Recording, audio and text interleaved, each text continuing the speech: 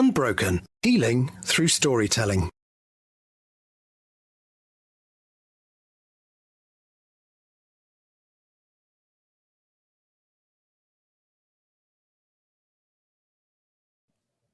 Hello and welcome to Unbroken, the podcast with me, Madeleine Black, where I am speaking to people that have incredible stories, people that I've met along my own journey that really inspire and motivate others, but more importantly, they bring hope. Now, I have had the pleasure of hearing my next guest speak at a conference, and I think I remember saying to her afterwards that there was no air left in the room. She just left us hanging on every word. She is an expert storyteller with quite an incredible story too. My guest today is Michelle Mills Porter. Michelle was riding the crest of a wave, winning multiple business awards and accolades for her business. Taking time to celebrate, she found herself smack bang in the middle of the biggest natural disaster in our living history. It changed her trajectory. She believed she had witnessed what was at the core of humanity, and it was magnificent. She saw the power of true motivation and the limitless possibility of collaboration. Michelle's new trajectory took her on a journey to find her true purpose, the stepping stones including becoming press release officer for the Hikkaduwa Village Fund, which raised $100,000 in just 6 months. Then supporting orphanages or creating sustainable incomes in third world countries. And most recently, this path has led her to create a suite of analysis tools that help people to uncover their own magnificence and their true core values, helping them to become fulfilled. The journey is yet complete. Welcome, Michelle. How are you doing? Thank you, Madeleine. I'm so chuffed to be here. I'm very well, thank you. I'm so chuffed to have you here.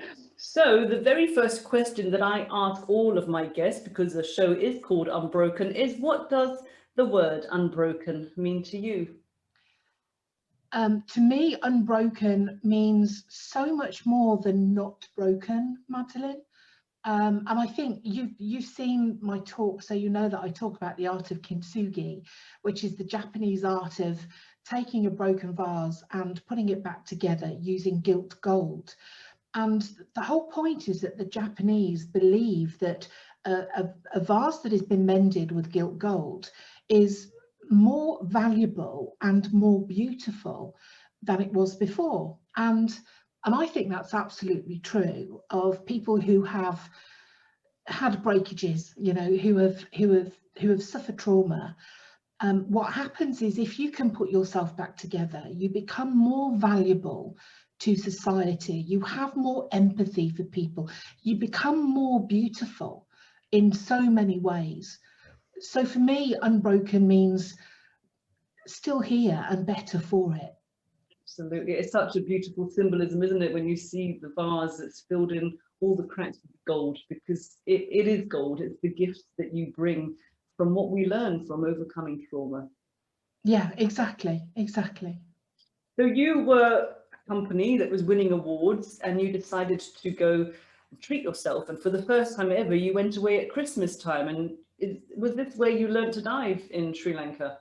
No, well, we decided that we'd seen a lot of people in the Maldives and that spending their holiday learning to dive, and we thought, well, that's not really the most effective way to do it. So we learned to dive in the UK, and we attached ourselves to a dive team in Bromsgrove and became very good friends with them. We used to dive every week with them and took all our exams and everything. And the only thing left for us to do was our open water diving. And so we'd been on a couple of holidays already. We'd found ourselves in the Maldives and, you know, lots of exotic places. And then the dive team owners said, we're going to put this fantastic holiday on at Christmas, and we'd never ever been away before at Christmas. And so we said, yeah, we're in. It was like an exchange with a dive centre in Sri Lanka. And so it was really exciting. Or the idea of escaping the winter, especially at Christmas time, to be somewhere warm and exotic and to do your passion, what you've learned. So how did the holiday start? It started very nicely, thank you very much. It was lovely. I think it was extra special because the dive centre, the Poseidon Dive Centre, run by Cami, was, you know, that they were the people that we'd exchanged with, and they just made us so welcome. You know, when we arrived, everything was personal. They made everything so special, and in fact we'd only been there a couple of days, and they don't celebrate Christmas on Christmas Day, they celebrate it on Christmas Eve. But what they did is they put on a very special barbecue and party for us. And our hotel was right next door to the dive centre on the beach in Hikkaduwa, and they put on this magnificent party and broke all of their rules for us. So, you know, we were really having a very, very special time. And so you woke up the following morning with a bit of a hangover, shall we say? Yeah, do you know what? Alcohol saved my life. To a certain extent, there's You hear it very often, really, is it? no, well, you know, maybe yes, it's maybe not something that you ought to teach your children, but we had promised that we were going to get up and go for a dive in the morning, and we'd stumbled to bed about 4 a.m. in the morning, you know, and we got up, we managed to get up and we went to breakfast, but we decided, even though it was a beautiful day, we decided the last thing that I wanted to do was be on a boat, rocking around, and you know, going for a dive. So I chickened out and I said, you know what, I just want to go back to bed and have a little snooze. And so that's what we did. Stuart and I went back to our hotel room, went to bed and pulled the pillows over our heads and went to sleep. A lot of our friends were doing different things. Some people were going for a dive, some people were going shopping, and it was a little bit later that I heard this banging and crashing, and I thought, who have they let in this hotel room? This is rather noisy. Do they not know that we're trying to get over a hangover? And we just kind of pulled the pillows over our ears and went back to sleep. And then a little bit later again, I heard this incessant banging, and I thought, oh great, now they're doing building work. Couldn't believe my luck. And I remember thinking, it sounds like there's a storm outside. It sounded like torrential rain. I could definitely hear water and swishing. I thought, what's that? It was a beautiful morning. We were only up a little while ago at breakfast and it was gorgeous, blue sky. The tide was really far out. Everyone was excited, you know. I couldn't believe that suddenly there was a storm. So Stuart decided to go to the window and he drew back the curtain, and those words just stay with me forever. He just said, I think you'd better come and look at this. And I knew something was wrong. And I jumped up and I looked out the window, and we're on the 3rd floor of the hotel. There's nothing higher than us. We're as high as you can get, the 3rd floor. And we looked down, and literally that swishing noise with all the water was the palm trees being swished around in water. And I looked around, and as far as the eye could see, nothing but water. It was terrifying. It's like a surreal painting, really, isn't it? Everything wasn't where it was meant to be. Yeah, well, that's the whole thing, Madeline. It was, you know, the whole rule about the seaside, you know, was turned upside down. Normally there's, you know, there's the village and the roads, and then there's this lovely sandy bit which kind of slopes down towards the sea, which is, you know, the waves are lapping the shore, and, you know, and then it gets deeper and deeper. It must have been 30 foot deep by the time we looked at, because we're on the 3rd floor. And, you know, the water, I think when we actually made it out of the hotel room and looked around, the water was still to the ceiling of the 1st floor, and the hotel was elevated anyway. And the most surreal thing was the fact that there was not a single person in sight. And I was confused. I thought, there's been no alarm, there's been no sirens, nobody has said, you know, there's a flood, you know, let's get going, or anything. I hadn't heard a thing. And I was sat there thinking, how can everyone leave us behind? What's gone on? I didn't hear anything. And then all of a sudden it dawned on me that I'd heard this crashing and banging, and I thought it was kids mucking around. And of course, nobody's going to have the time to knock on your door and say, excuse me, would you like to exit the hotel? There seems to be a problem, because everyone is thrown into that panic. And it was only when we went out into the corridor that we saw the aftermath of what had happened. And there was blood and glass and bloody footprints and sheets that had been torn up, you know, potentially to be used as bandages. It was just a mess. Everything had just been left, and it felt like we were the only people left on the planet, and we had no idea what it was. You know, I managed to grab my phone and I sent a text message to my sister and to Stuart's sister, and it literally said, there's been a bit of a flood, but we're okay. I had no idea. Yeah, I had no idea whether it was a local phenomenon, you know, or whether it was, you know, a nuclear bomb gone off at home, and this was the butterfly effect on the other side of the planet. We had no idea, no clue whatsoever. So what did you do next? How did you survive? Oh, do you know, it's really funny because your body goes into a different state. You know, your body takes over, and it's quite incredible to witness, because, you know, first of all, I kind of exploded from every orifice. You know, my body was getting rid of everything, and then it went into very practical mode, and part of me is going, oh my god, what do we do? And the other part of me is, right, get some sensible shoes on. You're likely, if you get out of here, you're likely to be on the streets, you know, for a few days at least. So you need something that is light, that covers you as much as possible in case of insect bites. So there's this kind of, you know, juxtaposition, this, you know, this kind of, these two personalities that are fighting. One is your sensible subconscious taking over, and, you know, some of it is panicky, and it's really strange the way you flip between. It's a push and a pull, isn't it, constantly? Yes. Yeah, definitely is. Yeah. And so where did you go from the hotel? How did you get away? Well, we stayed in the hotel for a while because we couldn't do anything. You know, it was still flooded, and we had no idea whether the water was going to carry on getting higher.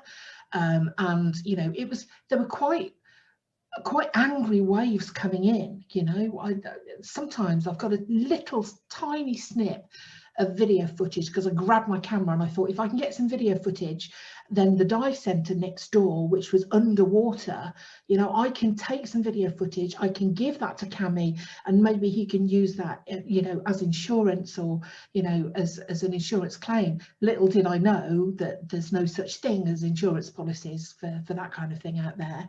And in fact, you know, our insurance companies didn't want to pay out anything either. They called it an act of God. So we had a fight on our hands there. But the point is that I've got this tiny little bit of video footage that I took, and then as soon as I realised what I was doing, I thought, there are better things to do with your time than take videos, and I threw my camera down and went to see if there was anyone that we could help. But just that little snippage of video brings everything back, and your memories are not necessarily true. It's not a true video, is it? And I think, well, yeah, it was calm and it was beautiful and all the rest. No, it wasn't. It was, those waves were crashing into the buildings. They were taking down brick buildings like they were made of sand, and the crunching and the cracking and the splitting noise underneath the water was horrific. And I remember you also spoke about the smell of the water. I think one of the things that I try to do when I'm speaking is I try to engage all the senses so that I can take people there and let them know what it was like, not because I want them to suffer, but because I can show them, you know, where I went to from there. So I do talk about the smell. It stank so much that I couldn't stop being sick. It smelled of sewage, because all of the sewage systems were, you know, it's all in the water. The water was all around us. There was diesel, there was gas. It was so dangerous. There was the smell of death and the smell of the sea, you know, everything mixed up all in one. It just made you want to vomit constantly. It was just horrible, and it was filthy. It wasn't lovely and clean. It was absolutely filthy. And people don't understand just how damaging, you know, the stuff underneath the water is. I believe that many people died as a result of, you know, of being cut or decapitated by the sheet kind of metal on the roofs and things like that, and the corrugated iron. I mean, it's when that's being pushed along underwater, it's lethal. And when we finally noticed that the water was subsiding, we managed to come down. There were two two people in our dive team that were in a building opposite, and we'd been shouting across what used to be the Gore Road at them, and they kept saying, come over here, come over here. So we did. We came out. We were half wading and half swimming, so it was still quite a depth. So you came out from your 3rd floor window? No, we actually went down the stairs. So the water subsided enough for us to get down the stairs and half wade and half swim out. So it was possibly, you know, halfway up to the ceiling of the 1st floor at this point. But I remember losing my footing a couple of times because nothing is the way that you expect it to be. There's rubble and everything underneath you. And we made it out to the opposite side of the road. And I remember saying to my friends, you're in a shack here. What made you think that we'd be better off here? And they said, look, the whole hotel looks like it's lilting towards the sea. And you suddenly realise just how incredible the danger was. I think you show a photo, don't you, in your talk, and you see like half of the building, or you see the dive centre pretty much evaporated. Yeah, I think the key thing for me, one of the photos that I have got was Cami, you know, sitting and Diane sitting on the foundation of what used to be their bedroom, which was right in front of the sea, and they're sitting on this foundation, and it was so lucky. Cami said on the morning, he said he didn't like the look of the sea. It looked like it was boiling. There was something about the water, and it had gone out such a long way. He just decided, he said to Diana, I want you to go and visit my aunt or something. And so she took their baby and went inland. And thank God for his intuition, you know, because if they'd have been there, that was just gone. There was nothing left but the foundation of that. Part of the dive centre was still there, but the roof had been taken off. There was a boat halfway through it, you know, so it would have been devastating if he hadn't have had that intuition. And so you managed to get to a different place away from the hotel, didn't you? Yeah, well, what happened was, I don't know how long later, we decided that we were going to start trying to collect things that were useful. So we were being very practical. We were, you know, we managed to grab some bananas from somewhere floating around, and we put those up high. And there were some bottles of water that had been washed up, and the dive centre, of course, everything had washed out of it. So we were going and collecting helmets and BCD jackets, the things that keep you afloat, being very practical about what would be useful.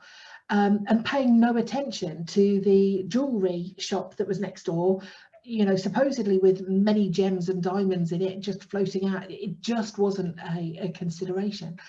And it was some time later that Cami came down what used to be the Gore Road with some of his boat boys, the guys that worked at the dive centre, and we shouted at him. And he's a formidable man, Cami. He was only young, but he was very tall and very formidable, and he just said something in Sinhalese, ordered us down, and we just did what he said.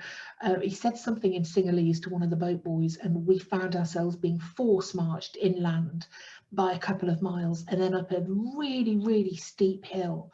And at the top of that steep hill was Jimmy Lal's garden. Jimmy was Cami's uncle, and he was very well to do in the village. He owned a fleet of ships and a fleet of lorries, and so he was quite distinguished in many ways, and he had a house on the top of the hill as a result of that. And they opened at the gates, and it was just full of refugees, you know, people that were literally wearing what they had been wearing when the tsunami hit. So there were people in surfer shorts and, you know, and swimsuits and all sorts of things, just in this garden, just in shock. And all different nationalities, wasn't it? It wasn't just Sri Lankans, it was all different types of people.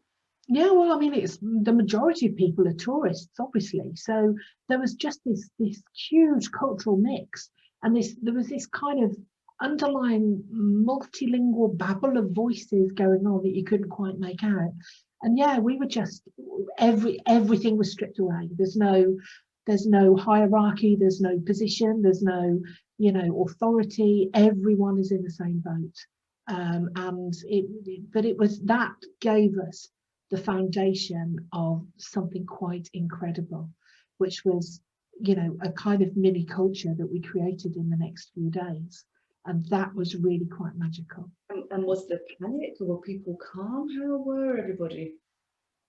It was a mixture. So in the first piece that I ever wrote about being in that garden, I remember saying that, you know, I was trying to pretend that I was on holiday just because I needed a moment's peace. So I lay down in the sun and I closed my eyes. I was pretending, just pretend you're on holiday, just to stop these feelings, you know, get a bit of calmness. And I remember thinking, just think about the bird song, the wonderful bird song and the smell of the flowers. And I thought, there is no bird song. And that's one of the things that thought, do you know what? I haven't seen a single animal since this happened. We were looking after a cat that had kittens and feeding her under the table. And I suddenly thought, oh my God, what about all the animals? And then I heard this uncontrollable sobbing and then somebody laughing, which seemed out of place. And I just kind of bolted upright and thought, I can't pretend that this is not happening. You know, let's see what we can do in this situation. And you went into practical mode, helping people. Do you know, everyone has different memories of what happened. I have a very clear memory of what happened. I had my old Nokia phone and somebody else had a battery. It wasn't working anymore. After that first message that I managed to get out to our sisters, it wasn't working anymore. So I remember somebody else had a battery, someone else had a SIM card. I don't know. But what happened was, despite the language barriers, we managed to patch together one phone that had a limited life.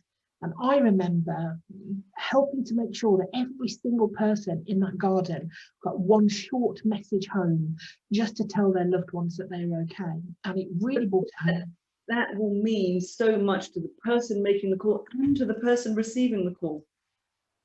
I can't tell you how much. When we finally got home and found out what our parents and our families and our, you know, and our friends had gone through, not knowing is the worst thing. Absolutely. So that lifeline was absolutely incredibly important. And I remember there was this small Japanese woman, and nobody else spoke Japanese, and she looked so alone. And to see her face light up when she got that phone and managed to make a phone call home, and to hear somebody communicating with her, it was just beautiful. And just that tiny little act, you think about what happened there. We all speak different languages and there was nobody in charge. We just came together, we collaborated, and we were like the cogs in a well-oiled machine. It just happened. And that was my first taste of actually how powerful collaboration can be. And like the language of humanity, really, isn't it? Yeah, but we make it so incredibly difficult, Madeline. You know, we put, why is there so much, you know, misinterpretation of language? Actually, when it boils down to it, and when it's a real situation, none of that matters. Yeah. You know. It is amazing, isn't it? Collaboration. You were all stripped, raw and vulnerable, and you think you'd be your weakest, and that's where you've all found your strength.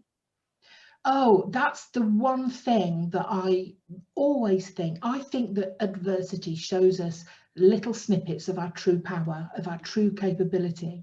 And we have goosebumps as you said that. I know, well, I get goosebumps all the time, you know, and I'm the one thinking it as well as saying it, but it's true, because this truly affected me. I realised that the majority of our life, we are in such a comfortable life. We live in the lap of luxury in comparison to third world countries and all the rest of it. And, you know, we just kind of jog along. And, you know, we never test it. Now, if we lived in Neanderthal times or something like that, then maybe being chased by a dinosaur may force us to, you know, to have that burst of adrenaline and to test our mettle a little bit more than we do. But actually, I think that these little pockets of adversity are the springboard in our growth and our understanding of what brilliance we have to bring to the party. Absolutely, but I guess it's a little bit of a paradox, though, isn't it? Because obviously going through a huge trauma like this is going to impact on your life, and yet, you know, you can also see the gifts that come from it. I don't want to sugarcoat it and you know, and all that kind of thing, but I just have a proclivity about trauma and things that have happened to me, I have to satisfy my core values, I have to try and find what is the useful lesson in this, what can I use, why did I go through this? If I hadn't have gone through it, I wouldn't be able to do what I do. You know, so being able to show people how to get that magnificence out of them and all that kind of stuff that I do now, I wouldn't have been able to do that if I hadn't have gone through what I went through. So I truly do look at every little piece of trauma, however horrendous it was, you know, has given me so much more, a little bit more of that gilt gold, you know, on my vase, that little bit more to give to other people. And I'm thankful for it. And I think there's a phrase that I heard, you will have heard this, Madeline, and I only heard it recently, but it's called post-traumatic growth. Absolutely, yeah. And I just love that, because that is exactly, as soon as I heard the word, I thought, that's it, that's what I'm saying. Post-traumatic growth, it can give you, if you can understand how to learn from it, it can give you that spurt in your development, in your growth as a human being. Yeah, I think it comes though after we have healed from the journey. I mean, the journey, we're always healing, but we have to go through the trauma and you have to experience that. But when we can literally ride with the waves of it, then we can still surf, we can still stand, and you know, we absolutely do grow. Can we talk a little bit though about how it did impact on your life? Because you didn't get to this place really overnight, did you, of post-traumatic growth?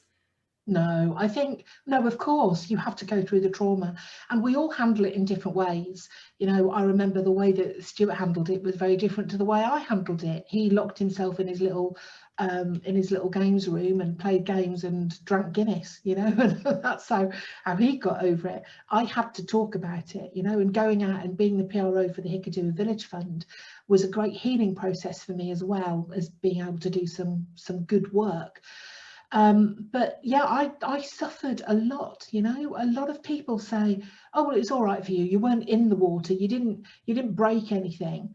If I look back, actually I picked up an internal infection from the tsunami water, from wading around in that filth. That internal infection stopped me ever being able to have children. That, taking that choice away from me, nothing could be more cruel. And you know, I did get lots of different things wrong with me. I had slipped discs, one of which had to be removed in my neck, 2 in my back, which still plague me to today. And I have lots of things wrong with me. I had the worst and most horrendous eczema on my feet and my hands that you'd ever seen. I had to wear gloves for 3 years. My hands were exploding. And it was so painful, I couldn't even do up a button. It was all these little things, fibromyalgia, diabetes, you know, severe sleep apnea, and all these things that were triggered when that happened, I truly believe are a direct effect of trauma affecting you on a cellular level. I was going to say, we hold it in our body, you know, that it's in our cells, and yeah, that's exactly right. And you know, I've been blessed to have so many healers and friends who come to me and say, Michelle, I can help you release this. And do you know what? Please don't come to me and tell me you can help me release this, because I've been trying to release this for you know, well over a decade now. And it is something that you have to work out your system. And even when you think, well, that's it, I'm free of it, it's gone, something happens to wake you up, and it's just sneaky, isn't it, when it does that? Very sneaky. We think, oh, I'm fine now, I'm okay, this kind of false sense of satisfaction, and then bam, something comes back and you, oh, not again, really? I thought I'd done that. I've got to tell you this very, very quick story. I was walking only a couple of months ago. I was walking, it was in the summer, very hot day. Stuart and I decided to go out for a walk, get our daily exercise in lockdown. And we found ourselves in this beautiful field full of bullocks that were very friendly. We walked our way through the field, no problem. It was getting too hot and I decided I needed to go back, and it's uphill to where the car was. So I remember these bullocks, when we went into the field, for some reason these bullocks were extremely interested. And I found myself halfway through this field, going up a very steep part of the hill to the car. I found myself with this threat of danger behind me, because these bullocks were nudging me. and were really interesting. They were big. Suddenly I just felt this incredible fear for my life. And I got to the top and I burst into hysterical tears. I got in the car, I stuck the aircon on, I put it in my face, I tried to breathe, and I calmed down very, very quickly. And that's because I knew how to handle a panic attack. Now, that fear put me straight back to when I was being pushed up that hill to Jimmy Lowell's house with the threat of the tsunami coming again behind us. And it was an amalgamation of the heat and the threat, the fear of danger, and everything else, and not having any breath, being pushed beyond my limit.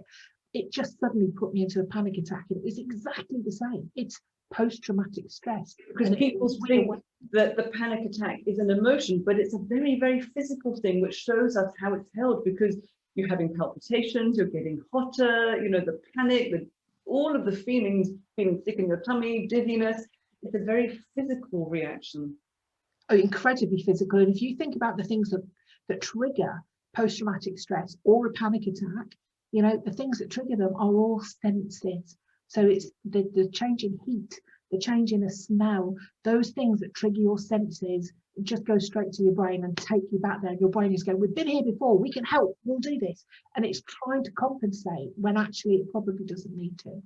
But what was good to hear, sorry, the therapist and me now, is that you were able to recognize what was going on, and you're a really good self-supporter, so you could ground yourself with your breath and just say, it's okay, I know exactly what this is about, and I'm okay right now, I'm fine. So that's really good to be able to get to that place. Not many people can get to that place to become a really good regulator. I think I had to, right from when this happened, I've been introspectively looking at myself. What made me deal with it in such a way? What is happening to me now? What can I learn from this? So I've spent the last 16 years introspectively looking, researching, changing what I do, you know, learning about new things, learning about human behavior, learning about the neuroscience of what's happening. So yeah, I've become a bit of an expert in that field. That's because I needed to have the answers to what it is that I'd witnessed. What would you say your biggest learning out of this tsunami experience has been? Oh gosh, to pick one, I would say it has to be make sure that what you're doing is in line with your true subconscious core values, because that is what gives you fulfillment. That's what gives you energy and power and happiness, and everything flows when you're in line with those subconscious core values. When you're not in line with those subconscious core values, that's when everything starts to break. And all the illness that I was going through straight after the tsunami was because I was trying to go back to work, trying to go back to that business I'd created, when actually that business was not in line with my core values. And it took for me to go to my boardroom and look in the trophy cabinet at all these wonderful trophies I'd won. And I looked in that cabinet, and all I could see was the reflection of a lost not narcissistic, but fame-hungry little girl trying to prove something to the world. And I thought, this isn't what I want to do, you know? And it took a... It woke you up then, really, didn't it? I think one of the key things, the word that I use for this is recalibration. It recalibrated me. And I look back now, and of course everything is clear with hindsight, isn't it? I look back now and I think, you know, I got so much joy from doing the Hikkaduwa Village Fund stuff, you know, from looking after orphanages, for doing things that fulfilled me, you know, not necessarily altruistic, they fulfilled me as well.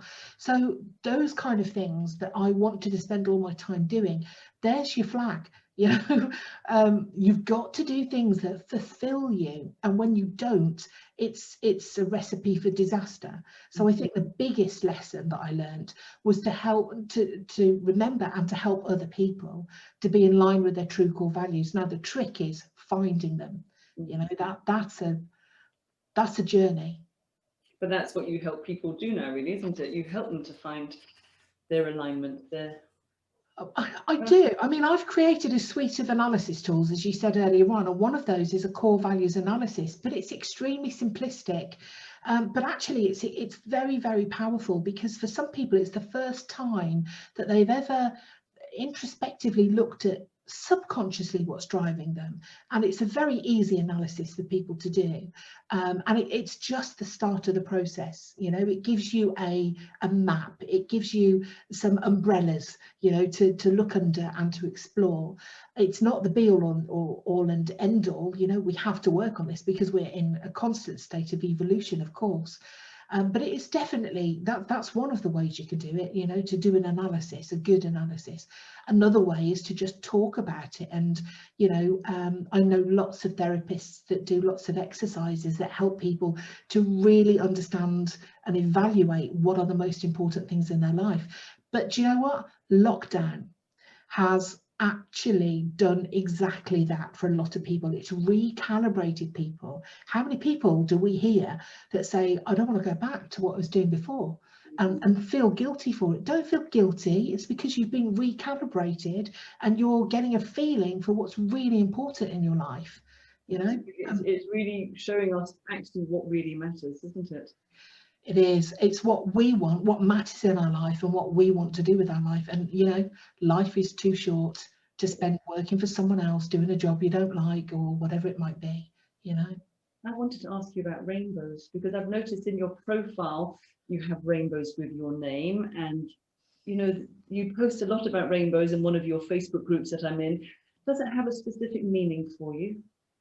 Oh, completely. This is probably a story for another day, but to tell you very briefly, I had an experience when I was possibly at my lowest ever. I actually was standing in front of the sea, contemplating whether I was going to walk in and never come back. I was that desperate. Before or after the tsunami? Way before. Okay. This is when I was 25, I believe. And I'd been through a lot of trauma and a lot of things, and this rainbow, I just looked up to the sky and I said, if there's anything out there, please give me a sign, because I don't know what I'm going to do. And after a little while, this rainbow appeared out of nowhere, and I thought, wow, that's nice. But then all of a sudden it just came towards me, and it was right in front of me, and it was so vast. And I remember thinking, you know, oh my gosh, what this is incredible. It's a freak of nature, and there was no one else there to witness it. I was on my own, so I was thinking, oh, no one's going to believe this. And then it seemed to sink and just go into the water. And as it did so, I said in my head, please don't go. If this is truly a sign, if there's really something there, then let me know. And with that, it literally enveloped me. And I cannot explain the feeling. I'd never felt so much love in my life. It was a profound experience. As I said, I won't go into all the details right now, but it was such a profound experience. That made me feel that I would never be alone anymore, and I never need to feel that low. And they've always, I don't know, I've always said that rainbows are my angels. Every time I see a rainbow, I think, oh, there's my angels. And it's a pet name. I don't know what it is. I don't know what it signifies. All I know is that every time I see a rainbow, it feels special. And that's why rainbows are incredibly important to me. You can see some in the background. Yes. Well, I think it kind of almost goes back to what we started up at the beginning when you said it's collaboration. So all those colours together have to make that rainbow. So we are all colours of that rainbow, but it's a very hopeful thing, isn't it? Yeah, well, the thing is that when I was designing my logos, I remember thinking what I want to achieve for organisations is this white light, this amazing sky high performance, you know, and performing really, really well. How do we get that? Well, we need all the elements of the rainbow in order to make up the white light. So therefore, all of my logos are different colours of the rainbow. So yeah, I'm absolutely in line with that. And for me, I think my angels were there with me throughout the tsunami, and I defy anyone to tell me anything else, because what I felt and what I saw and what I went through, someone was looking after me. Without a doubt. And I am so grateful that they were looking after you, and Stuart as well. So just before we end up here today, Michelle, how can people find out more about you if they want to? Well, there's only one Michelle Mills Porter on the planet. Yay! Just if you want to find me on LinkedIn. You know, I'm on LinkedIn. I'm on Facebook. If you look at Michelle Mills Porter on Google, it should come up with me. It's hyphenated between Mills and Porter. And yeah, please do. I love people. I love exploring relationships. And so, you know, if you just tell me that you've heard this podcast and you want to get in touch, I'd be absolutely thrilled. Thank you. And any last minute tips that you would give to anyone, or any advice that really helped you to stay unbroken?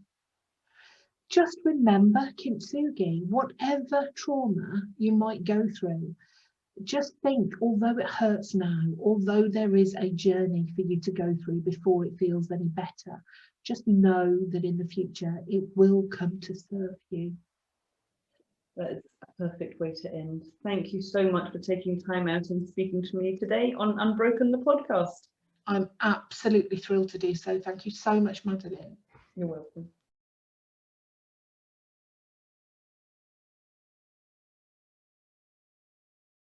Playing now on all the main platforms, including Apple Podcasts, Spotify, Stitcher for Android, Google Podcasts, Amazon Music, and here.